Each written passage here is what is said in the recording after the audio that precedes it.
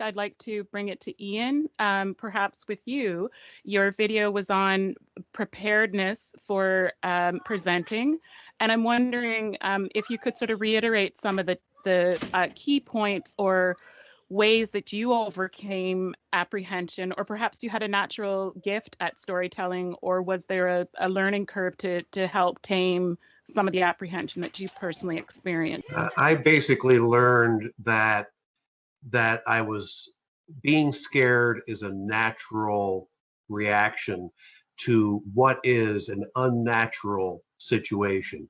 Anybody doing a presentation may attempt to sound natural, but there's nothing natural about the situation where you're in, where you are transmitting to an audience with a view to changing their lives in some way.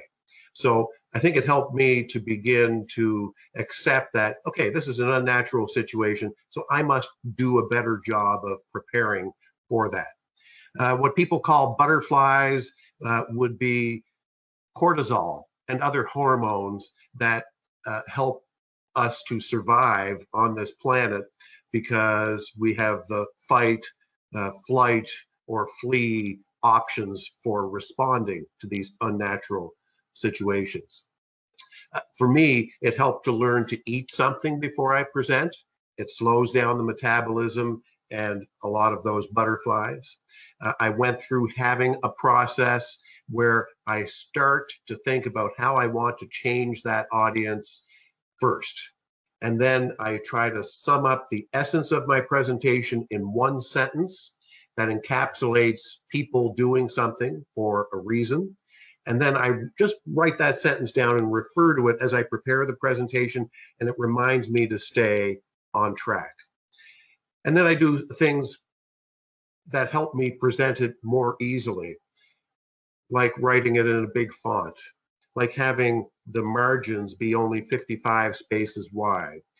Each one of those 55 space lines is 3 seconds. So I can actually, without having to read my presentation, begin to calculate how long it will be.